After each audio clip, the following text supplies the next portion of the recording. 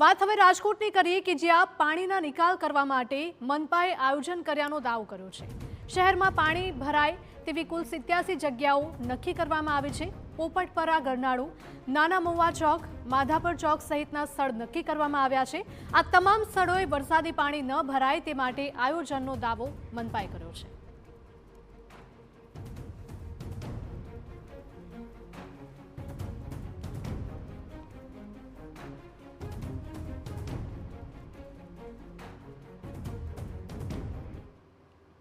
વધુ માહિતી સાથે અમારા સંવાદદાતા મોહિત ભટ્ટ લાઈવ જોડાયા છે।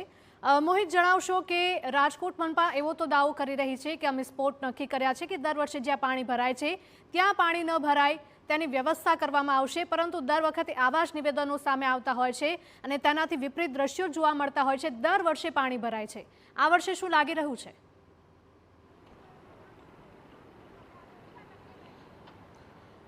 હિરલ, સ્પષ્ટપણે રાજકોટ મહાનગરપાલિકાના જે સત્તાધીશો છે તેમના દ્વારા એ દાવો કરવામાં આવ્યો છે। જે રીતે અમદાવાદના જે મહાનગરપાલિકાના જે સત્તાધીશો છે તેમના દ્વારા જે 150 જગ્યાએ ભૂવા પડશે જ તેવું સ્વીકારવામાં આવ્યું છે ને તે જ રીતે રાજકોટ મહાનગરપાલિકા દ્વારા પણ એ વાતનો સ્વીકાર કરવામાં આવ્યો છે કે રાજકોટ શહેરના અલગ અલગ 87 જેટલા સ્થળોએ પાણી ભરાવાની સમસ્યા છે।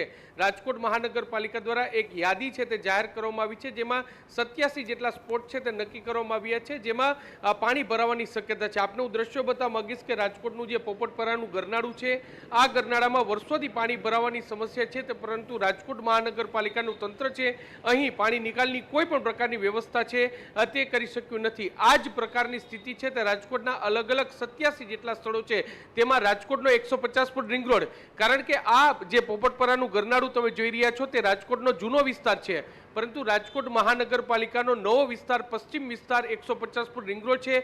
ત્યાં પણ જે શીતલ પાર્ક હોય, માધાપર ચોકડી હોય, અયોધ્યા ચોક હોય, રામાપીર ચોક હોય, આ ઉપરાંત જે નાના મહુવા સર્કલ હોય, ગોંડલ ચોકડી હોય, આ તમામ જગ્યાએ પાણી ભરવાની શક્યતા છે અને તે માટેની યાદી છે તે રાજકોટ મહાનગરપાલિકા દ્વારા કરવામાં આવી છે। રાજકોટ મહાનગરપાલિકા દ્વારા દાવો કરવામાં આવ્યો છે કે જે પણ સ્પોટ નક્કી કરવામાં આવ્યો છે ત્યાં પાણી ભરાવાની કોઈ પણ પ્રકારની સમસ્યા ન રહે તે માટે આગોતરું આયોજન છે તે કરવામાં આવશે ને સુરતવાળી ન થાય, સુરતમાં જે પ્રકારની સ્થિતિ ઊભી થઈ છે તે પ્રકારની સ્થિતિ રાજકોટ શહેરમાં ન થાય તે માટેની વ્યવસ્થા છે તે કરવામાં આવી છે। પરંતુ દર વર્ષે આ જે દાવાઓ છે તે માત્ર કાગળ પર જ હોય છે, ત્યારે આ વખતે કયા પ્રકારની સ્થિતિ થાય છે તે જોવાનું સૌથી મહત્વનું રહેશે। આમ તો રાજકોટ શહેરમાં જ્યારે વરસાદ પડે ત્યારબાદ ગણતરીની કલાકોમાં પાણી છે તે ઓસરી જતા હોય છે, પરંતુ જ્યારે વરસાદ પડે ત્યારે પાણી નિકાલની કોઈ વ્યવસ્થા ન હોવાને કારણે વાહન ચાલકોને જે હાલાકી પડી છે તે ખૂબ જ દુઃખદ હોય છે અને અનેક વાહન ચાલકો છે તે આ વરસાદી પાણીમાં ફસાઈ જતા હોય છે। ત્યારે જોવાનું રહેશે કે રાજકોટ મહાનગરપાલિકાના દાવામાં કેટલો દમ રહે છે। વરસાદ પડે ત્યારે જ આ વાસ્તવિક પરિસ્થિતિ છે તે સામે આવી શકે। ત્યારે આ જે 87 સ્પોટ નક્કી કરવામાં આવ્યા છે તેમાં વરસાદી પાણી નિકાલની કયા પ્રકારની વ્યવસ્થા થાય છે અને વરસાદી પાણી ભરાય જ નહીં તે માટે રાજકોટ મહાનગરપાલિકા કયા પ્રકારનું આયોજન કરે છે, જે દાવાઓ થયા છે તેમાં કેટલો દમ છે તે તો આગામી સમયમાં વરસાદ પડે ત્યારબાદ જ જાણી શકાશે। જી બિલકુલ મોહિત, એવો પણ દાવો કરવામાં આવી રહ્યો છે પાણી નહીં ભરાય તેની કામગીરી તો કરી છે, પરંતુ જો પાણી ભરાય છે તો તેના નિકાલની પણ કામગીરી કરવામાં આવશે। એટલે શું નવી કોઈ ડ્રેનેજની લાઇનનું કામ કરવામાં આવ્યું છે કે ડ્રેનેજ સાફ સફાઈ કરવામાં આવી છે અથવા તો એવી આધુનિક મશીનરીઝ રાજકોટમાં લાવવામાં આવી છે? કઈ રીતે નિકાલ કરશે?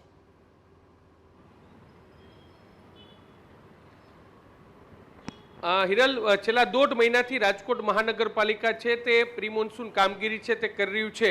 રાજકોટના જે યુવા મેયર ડોક્ટર નેહલ શુક્લ છે તેમના દ્વારા તાબડતોબ જે આદેશો છે તે જાહેર કરવામાં આવી। એટલું જ નહીં, પરંતુ શહેરના જેટલા 18 વોર્ડ છે તે 18 વોર્ડના કોર્પોરેટરોને પોતાના જે વિસ્તારના જે અધિકારીઓ છે તેમને સાથે રાખી અને તમામ પ્રકારના જે વોકળાઓ છે, મેનહોલ છે તેની સાફ સફાઈ માટે તેમને કામગીરીમાં જોતર્યા હતા, પરંતુ પ્રથમ વરસાદે જ રાજકોટ મહાનગરપાલિકાની પોલ ખુલી ગઈ હતી અને અનેક સ્થળો એવા છે કે જ્યાં વરસાદી પાણી છે તે ભરાયા હતા। હવે રાજકોટ મહાનગરપાલિકા દ્વારા સુરતમાં જે સ્થિતિનું નિર્માણ થયું અને ત્યારબાદ તે જાગ્યું છે અને 48 જેટલા સ્પોટ છે તે નક્કી કરવામાં આવ્યા છે અને ત્યાં પાણી નિકાલની કયા પ્રકારની વ્યવસ્થા હોઈ શકે તે માટેનું આયોજન છે તે કર્યું છે. અલગ અલગ જે મેનહોલ છે તેની સફાઈ કરવામાં આવી રહી છે, ડ્રેનેજ લાઇનની સફાઈ કરવામાં આવી છે, વોકળાઓ સાફ સફાઈ છે તે કરવામાં આવી છે. પરંતુ રસ્તા પર પાણી નિકાલની યોગ્ય વ્યવસ્થા ન હોવાને કારણે આ પાણી છે તે ભરાય છે અને તેને કારણે જ હવે રાજકોટ મહાનગરપાલિકા દ્વારા જે આગોતરું આયોજન કર્યું છે તેની અસર કેટલી થાય છે